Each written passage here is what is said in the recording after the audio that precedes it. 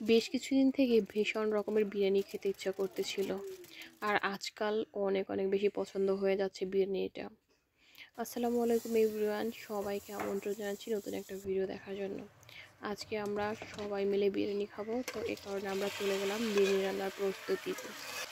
আসলে বিরিয়ানিটা মাঝে মাঝে ভীষণ রকমের ভালো লাগে খেতে, তো এই কারণে আসলে বিরিয়ানিটা রান্না করা। তো যেহেতু আজকে আমরা বিরিয়ানি রান্না করব, তো এই কারণে হলো গিয়ে প্রায় 2 কিলোর মতো মাংস নিয়ে নিয়েছি। আর এরপরে দিয়ে দিলাম এখানে গোটা মশলা, দিয়ে দিলাম পেঁয়াজ কুচি, রসুন কুচি। আজকে হলো গিয়ে সবগুলো মশলাই আমরা হলো গিয়ে কেটে রান্না করব, মানে হলো গিয়ে কোনো প্রকারের বাটা মশলা অ্যাড করব না। তো এই কারণে হলো গিয়ে সবগুলো মশলাই আমরা হলো গিয়ে কেটে দেব। তো এরপরে দিয়ে দিলাম আমরা আদা কুচি, আর এরপরে দিয়ে দিলাম ধনিয়ার গুঁড়ো, জিরার গুঁড়ো, আর এরপরে দিলাম লবঙ্গ, দারচিনি এবং এলাচ আর তেজপাতা। আর এরপরে দিয়ে দিলাম হলো গিয়ে লবণ, আর এরপর হলো গিয়ে পরিমাণ মতো তেল দিয়ে খুব সুন্দরভাবে এটাকে মাখিয়ে নেব। আসলে যেহেতু আমি আজকে এই রান্নায় কাঁচা পেঁয়াজ এবং কাঁচা রসুনটা ব্যবহার করব, তো এই কারণে হলো গিয়ে হাত দিয়ে খুব সুন্দরভাবে এটাকে ম্যারিনেট করে নিতে হবে। তো এই কারণে আমরা একটু টাইম নিয়ে এটাকে খুব সুন্দরভাবে হলো গিয়ে মাখিয়ে নিচ্ছি। আমাদের কিন্তু এটা মাখানো শেষ। এখন হলো গিয়ে চুলায় বসিয়ে দিলাম মাংসটাকে, আর এরপর হলো গিয়ে এটাকে ঢেকে দিলাম। যখন এটা বলক চলে আসবে, দেন হলো গিয়ে মশলাটাকে উল্টে পাল্টে খুব সুন্দরভাবে এটাকে একদম সব কিছুকে মাখিয়ে নেব সুন্দর করে।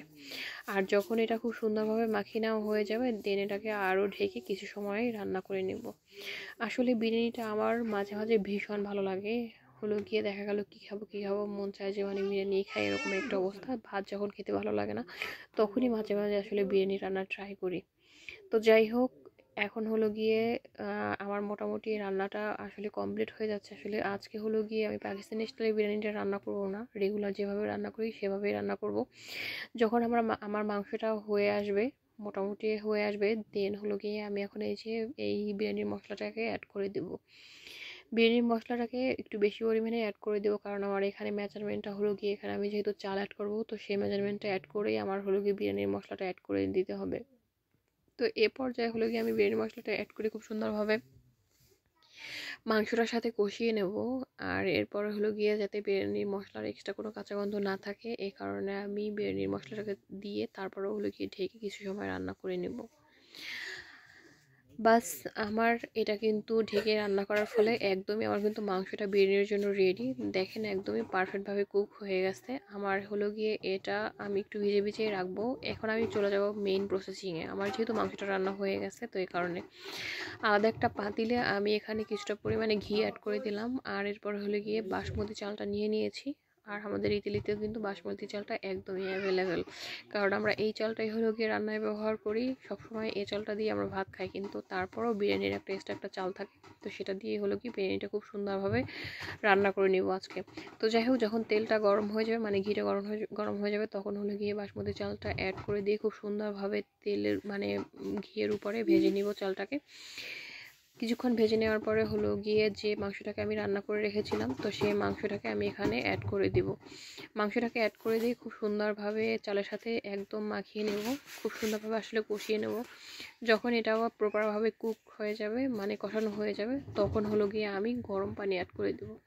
আর এই গরম পানিটা একদমই হলো গিয়ে মেপে দিতে হবে, যেন বেশি না হয়ে যায়, তাহলে আবার বিরিয়ানিটা ঝরঝরে হবে না। তো এই কারণেই হলো গিয়ে আমি এখানে গরম পানিটা অ্যাড করে দেব। গরম পানিটা অ্যাড করে দিয়ে এটাকে আমি ঢেকে রান্না করে নেব। আর এই ফাঁকে আমি হলো গিয়ে 4-5টা ডিম এখানে সিদ্ধ করে নিয়েছি। আর হলো গিয়ে আজকে এই বিরিয়ানিটার মধ্যে হলো গিয়ে আমি এই ডিমগুলোকে দিয়ে তারপর হলো গিয়ে রান্না করে নেব। তো এই কারণে হলো গিয়ে প্রথমে আমি ডিমগুলোকে সিদ্ধ করে নিয়েছি, আর এরপর হলো গিয়ে ডিমগুলোকে ছেঁড়ার পালা। ডিমগুলোকে আমি এক এক করে সবগুলো ডিমই ছিলে নিয়েছি। এরপর হলো গিয়ে একটা কাঠির সাহায্যে এটাকে একটু ফুটো করে দিব, যাতে হলো গিয়ে বিরিয়ানি মশলাটা এটার মধ্যে ঢুকে। তো এই কারণে বাস, আমাদের কিন্তু ডিমটা একদমই রেডি। ডিমটাকে হলো গিয়ে এখন বিরিয়ানির যে ঢাকনা বলক চলে আসছে, তখন হলো গিয়ে এটা ঢাকনাটা উঠিয়ে খুব সুন্দরভাবে নেড়েচেড়ে চালটাকে হলো গিয়ে মিশিয়ে নেব। আর এরপরে হলো গিয়ে আরও কিছুটা সময়ের জন্য ডিমটাকে দিয়ে তারপর হলো গিয়ে দম দিয়ে ঢেকে নিব, কারণ তাহলে আমার মনে হয় বিরিয়ানিটা একদম প্রপারভাবে কুকড হয়ে যাবে। আর যখন একদম বিরিয়ানিটা হয়ে আসবে, তখন হলো গিয়ে ফয়েল পেপার দিয়ে এটাকে পুরোপুরি মুড়িয়ে নেব। বাস, এরপর আর ওয়েট করবো 5 মিনিট। 5 মিনিট পরে আমাদের বিরিয়ানি কিন্তু একদমই রেডি। দেখেন মাশাল্লাহ মাশাল্লাহ কতটা লোভনীয় লোভনীয় হয়েছে আর কতটা ঝরঝর হয়েছে। এটা আসলে একদমই কিন্তু প্রপারভাবে কুকড হয়ে গেছে। আসলে যখন এটাকে আমরা সার্ভ করব তখন কিন্তু একদমই এটা আরও প্রপারভাবে একদম রেডি হয়ে যাবে। মাশাল্লাহ মাশাল্লাহ কতটা লোভনীয় হয়েছে। আপনারা চাইলে কিন্তু এটা ইফতারির আইটেমে বা সেহরির আইটেমে রাখতে পারেন। এখন যেহেতু রমজান মাস চলছে, আমার মনে হয় এটা সেহরি বা ইফতারে একদমই পারফেক্টভাবে জমে যাবে। আমরা এটাকে রেডি করেছি ইফতারের পরে খাওয়ার জন্য। তো এই কারণে হলো গিয়ে আমরা কিন্তু অলরেডি সার্ভিং ডিশে তুলে নিচ্ছি। তো যাই হোক, সবাইকে অসংখ্য ধন্যবাদ জানাচ্ছি। ভালো থাকবেন সবাই। আল্লাহ হাফেজ।